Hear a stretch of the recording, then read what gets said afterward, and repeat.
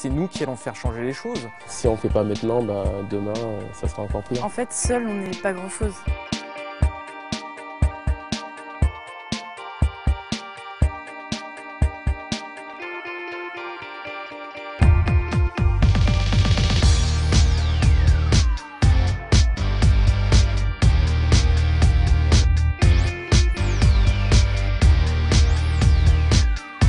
J'ai travaillé comme facteur, j'ai travaillé comme agent d'entretien, comme chauffeur-livreur. J'ai la chance de faire un métier que j'aime, que j'ai toujours voulu faire. Et c'est pour cela que ça me plaît. Après, j'ai fait plein de stages pratiques. Voilà, je suis quelqu'un d'actif, moi. La première chose qui me vient à l'esprit, c'est que le travail, c'est avant tout quelque chose qui maintient en activité. Ça m'apporte de l'argent et je pense que c'est ce que je suis venue chercher, en travaillant pour des petits jobs étudiants comme ça. Mais le salaire rend libre puisqu'il nous permet de devenir indépendant de la société pour vivre. Le travail, il permet d'avoir un niveau de vie correct, d'avoir des revenus. Et dans notre société, sans argent, on ne peut pas vivre parce que notre société, elle est faite comme ça. Sans travail, j'ai pas d'argent et sans argent, je ne peux pas vivre. Le travail, pour moi, c'est une hygiène de vie. Ça sert à remplir le frigo, ça sert à avoir une situation, ça sert à payer ce qu'on a besoin. Et voilà, c'est une hygiène de vie. Si tu ne travailles pas, tu te laisses aller. Ce que j'attends du travail, avant tout, gagner de l'argent pour pouvoir vivre. Hein. C'est grâce au travail un petit peu qu'on arrive à se construire et qu'on arrive d'une part à pouvoir avoir un certain confort de vie et aussi avoir des relations professionnelles qui permettent d'évoluer en fait, tout au long de la vie. Ça m'apporte un rythme, des changements, ça m'apporte des rencontres. Le travail, moi je dirais c'est un fardeau. C'est un des aspects fondamentaux de l'existence.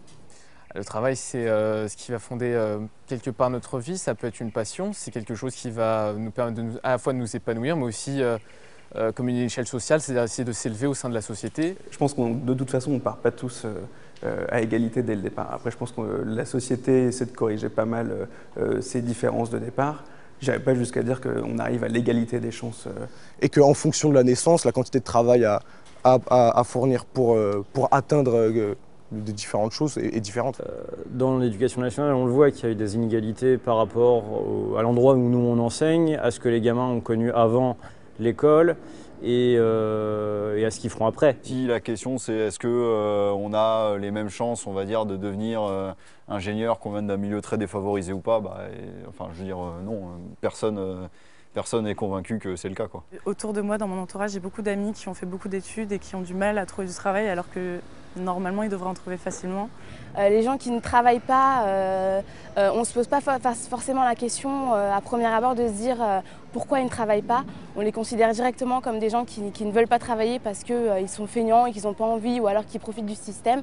Pour avoir été au chômage pendant 1 an, je pense que c'est difficile à vivre psychologiquement de jamais être sociabilisé au parc avec son cercle intime en fait, d'amis et de famille et qu'au sein du travail quand même on fait des rencontres et on arrive à se poser des questions en sortant de sa zone de confort du cercle intime, quoi. Se sentir au chômage, la vision des autres vis-à-vis de soi-même, ça revient toujours. D'aller au pôle emploi, d'aller faire la queue, d'être dans une case, ça dérange les gens. J'ai vécu 1 an et demi de chômage et c'était juste pas possible, quoi. Je dirais que le travail, pas seulement il peut être émancipateur, il doit être émancipateur. Pour moi, le travail doit être émancipateur. Ça doit servir à sortir l'homme des conditions matérielles dans lesquelles il est forcément. Il faut trouver à manger, il faut se loger, il faut se vêtir. Et après, le travail, ça doit permettre d'aller au-delà de ça. Si ce qu'on fait nous plaît, si c'est pas une corvée, s'il y a vraiment quelque chose de passionnant dans ce qu'on fait, c'est émancipateur. Mais il faut le faire dans de bonnes conditions. Le travail permet de côtoyer un certain nombre de personnes. Donc en côtoyant des personnes différentes avec des idées différentes, donc on permet de s'ouvrir. Donc ça permet de s'émanciper dans ce cadre-là. Ouais, en ce moment, la loi El Khomri, là, je sais pas quoi, là, ouais, ils en parlent beaucoup en ce moment aux infos et tout, là, les manifestations et tout ça. Quand on voit que sur la loi El Khomri, qu'on soit pour ou contre, on utilise le 49.3 pour faire passer les choses, qu'il y a tout le temps des blocages, que ce soit législatif mais aussi au niveau du pouvoir, c'est à nous d'essayer de changer les choses et il faut être combatif justement pour porter des projets, essayer d'innover et de changer la situation des jeunes mais aussi de toute la société. Déjà psychologiquement, ça va être difficile de se dire qu'on a eu une loi qu'on ne voulait pas et qui est quand même passée. Ça veut dire là déjà ça va être compliqué pour les gens d'aller au travail et de regarder leur patron dans les yeux et d'être correct. Il y en a qui s'en foutent, hein, voilà. Mais bon, ça va être compliqué. Et de deux, j'ai vu certains trucs, ça commence à devenir de l'esclavage, quoi. J'ai entendu dire comme quoi que c'était pas une loi bonne en tout cas pour le travail et pour les jeunes. Moi je suis contre cette loi, moi, parce que du jour au lendemain on peut te virer comme ça, gratuitement. On est arrivé aujourd'hui, notamment avec l'Internet, la société de l'information, etc., une autonomie plus grande pour la plupart des salariés et on leur remet une loi qui leur dit non, c'est le patron qui va décider à votre place. Je pense qu'on est un peu basé sur des modèles mais qui sont un petit peu désuètes ou qui ne fonctionnent plus. Il faut trouver d'autres solutions pour assainir le rapport à l'emploi et que c'est pas celui qui est proposé aujourd'hui. C'est difficile aujourd'hui de trouver un modèle qui convient à la société d'aujourd'hui. Mais je pense tout d'abord qu'il faudrait vraiment partir dans une volonté de simplification, que ce soit au niveau des codes ou au niveau de ce qui est fait à l'heure actuelle, et essayer de favoriser le travail des jeunes en laissant les jeunes innover. Je pense que sous prétexte de modernisation, on va vers de plus en plus de précarité. Pour moi, aujourd'hui, comme pour beaucoup de personnes, c'est scandaleux que tous ces acquis partent en fumée. Il faut savoir vivre aussi avec son temps et se dire que autant d'acquis sociaux qu'avant, ça ne va plus être possible. Je ne sais pas qui peut dire aujourd'hui que la situation de l'emploi est satisfaisante. Hein. Les vrais enjeux, c'est de savoir comment on donne à chacun la liberté de s'exprimer par son travail, comment on donne à chacun, au contraire, les possibilités d'aménager son travail, son temps de travail notamment, comme il l'entend. Moi, je suis combatif et je pense qu'il faut être combatif. Aujourd'hui, plus que jamais, c'est nous qui allons faire changer les choses. Et de toute façon, seul, on ne peut pas faire grand-chose. Si on ne fait pas maintenant, demain, ça sera encore pire.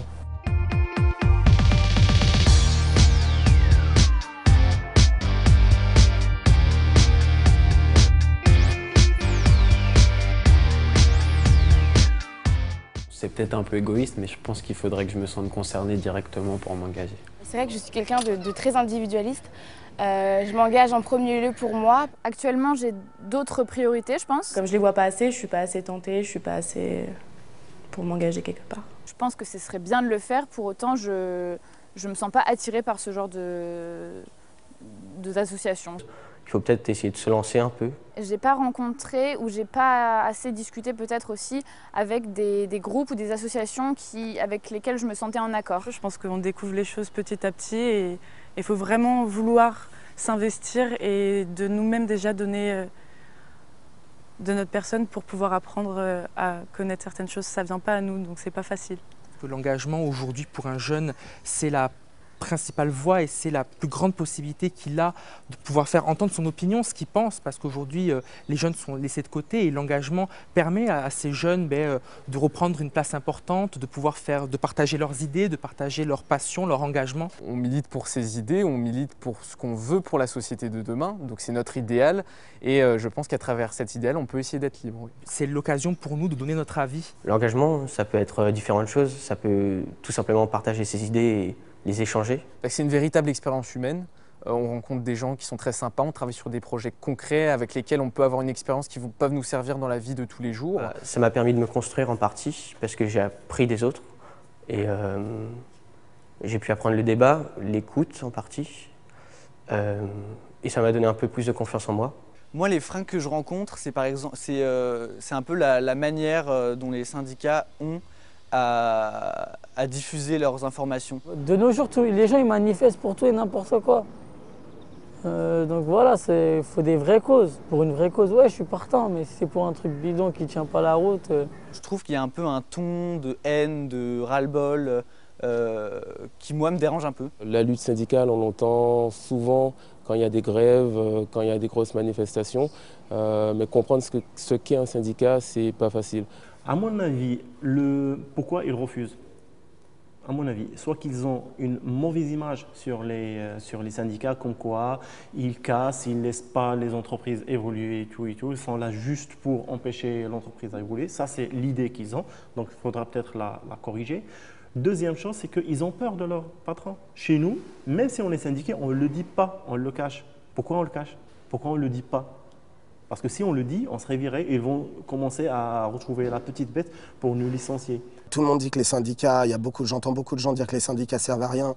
S'il y a bien une personne qui a compris que les syndicats servaient à quelque chose, c'est des patrons. Les patrons, ils ont créé le MEDEF, ils ont mis un syndicat à côté de chaque ministre, et c'est pour ça qu'ils dirigent la France, quoi. Il n'y a pas de secret. Un syndicat, ce n'est pas que quand il y a des grèves, ce n'est pas qu'une relation conflictuelle qu'il peut y avoir avec le patronat. Donc un syndicat, c'est là aussi pour faire avancer les choses. En fait, seul, on n'est pas grand-chose. Il faut être plusieurs, et quand on est plusieurs, c'est là où on prend conscience de ce qu'on est réellement. Je vois concrètement ce que ça peut changer au boulot, d'être unis, de pouvoir parler d'une seule voix au moment des revendications. C'est important. Pour moi, le syndicat, il fait la force. Aujourd'hui, en France, on est à un tournant important. On essaie de casser tous nos droits en tant que salarié ou même en tant que retraité ou privé d'emploi. Et si on veut que ça change, c'est à chacun de faire quelque chose. Et je crois que le minimum, c'est de s'engager dans un syndicat pour pouvoir aider au rapport de force, quoi. S'engager dans un syndicat ou autre dans une association, c'est comprendre ce qu'on va faire dans l'avenir. Les problématiques de groupe reprennent de l'importance et il y a toutes les questions migratoires, les questions de travail, les questions de solidarité européenne reprennent une importance là depuis un an, mais très vite, très rapidement. Et donc les problématiques individuelles tendent à rejoindre de plus en plus celles du groupe. Et donc à partir de ça, moi je pense que d'ici un petit moment, certainement quand j'aurai terminé mes études ou même avant, je pourrais rejoindre un mouvement associatif. Ouais. Quand on est engagé à fond, ça prend beaucoup de temps. Il faut accorder du temps, il faut être régulier, il y a quelques... Et puis il faut passer un petit peu outre la timidité, oser poser des questions. Ça au début c'est pas évident, hein. Pour moi c'était pas évident. Je pense pas qu'on puisse rester passif. Il n'y a pas besoin d'être d'accord avec tout pour s'engager dans un mouvement. L'engagement c'est aussi un compromis entre ses opinions et des opinions collectives. Pourquoi je m'engagerais? Parce que j'ai horreur de l'humiliation. J'ai horreur des personnes qui parce qu'elles sont fortes ou elles rabaissent les gens, j'ai horreur de ça. Je sais que j'ai toujours été sensible aux injustices, sensible aux inégalités, des choses comme ça. Moi, je sais pas, j'aide les gens, je me sens bien après ça. Malgré que je fais des conneries, ou tu vois, mais derrière ça, j'aide les gens, j'ai un bon fond. Donc voilà, ça me fait du bien.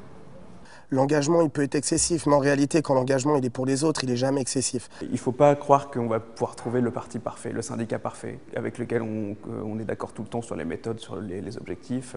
Je pense qu'il faut être acteur aujourd'hui de ce qu'on fait. L'engagement pour moi, c'est s'investir sur des idées et les défendre au quotidien, même si on n'est pas engagé au sein d'un parti ou d'une organisation. C'est au moins défendre certaines idées et essayer de les appliquer tous les jours.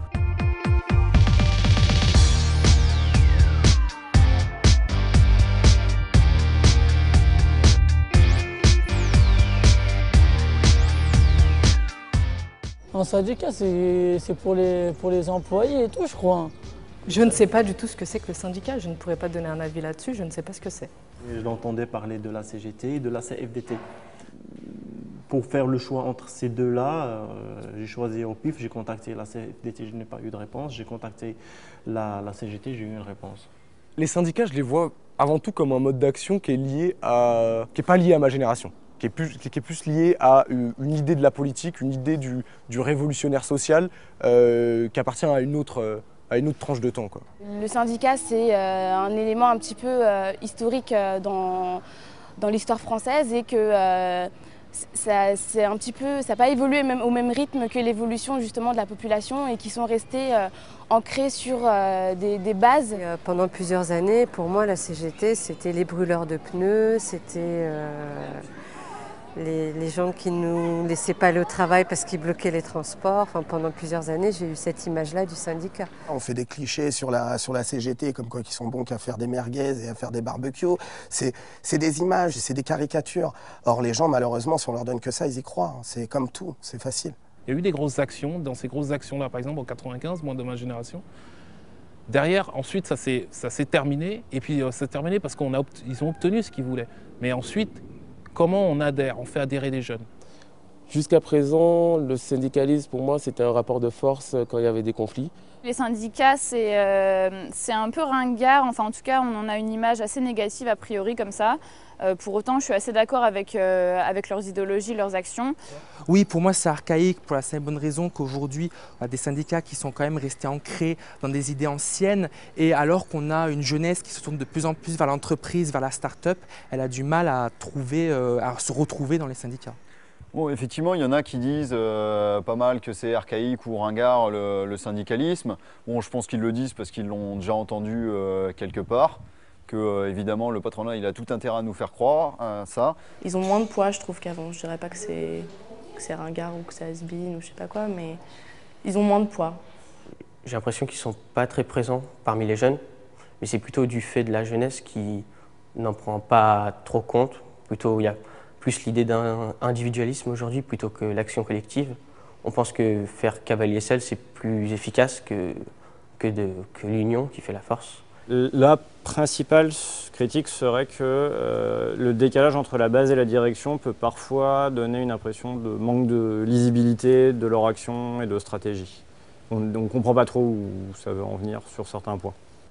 Pour moi, il y a trop de syndicats et surtout, on ne sait pas ce que font les syndicats. Voilà. Il y a peut-être un fossé générationnel, parce qu'on voit que c'est plutôt, c'est des personnes âgées qui participent au syndicat et qui font partie des syndicats. Ils sont en retard par rapport à la technologie aujourd'hui. On entend les réseaux sociaux, ils ne sont pas assez présents sur YouTube, sur Facebook, sur Twitter. Donc ce sont les gens, les personnes qui doivent aller chercher l'information, alors qu'aujourd'hui c'est le contraire.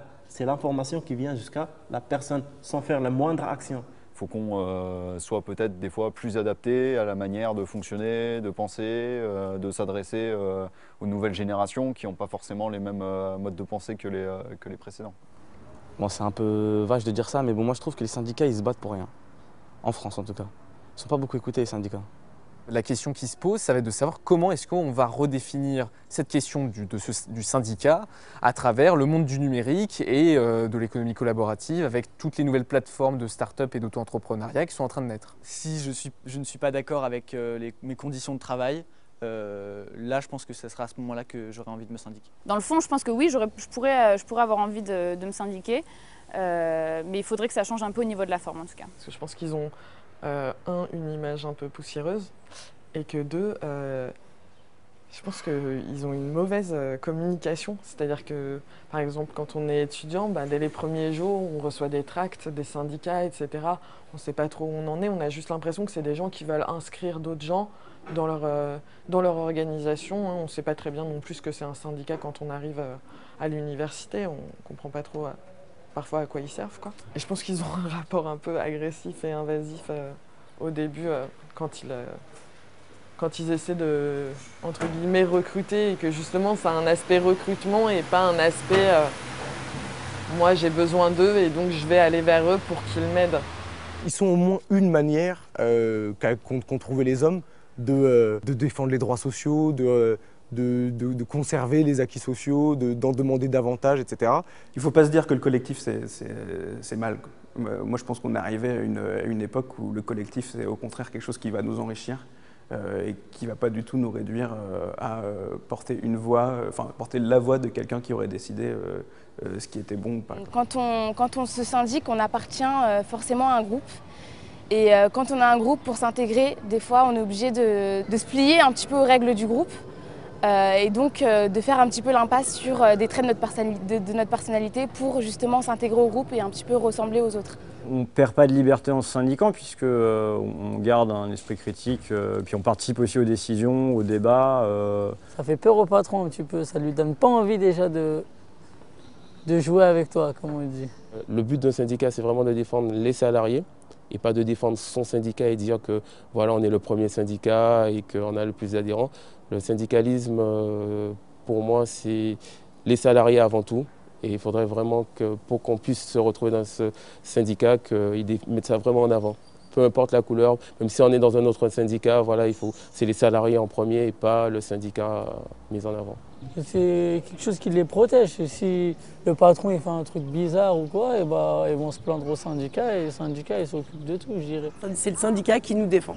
Et nous, c'est les travailleurs, c'est aussi les chômeurs et les retraités. C'est un contre-pouvoir, c'est-à-dire que sans syndicat, il n'y a pas d'échange. Et sans échange, il n'y a pas d'évolution. Ah bah aujourd'hui, je trouve que c'est important, pas de brûler des pneus, mais d'essayer de bloquer des situations pour faire réagir le gouvernement. Mais il faut que les gens ils aient l'image d'un syndicat comme quelque chose qui est là pour eux, qui est là pour leur avenir. Les combats qu'on mène, ils ne sont pas gagnés forcément, mais les combats qu'on ne mène pas, c'est sûr qu'ils sont déjà perdus. Et moi, j'espère qu'aujourd'hui, on contribuera aux nouveaux droits qu'on aura demain.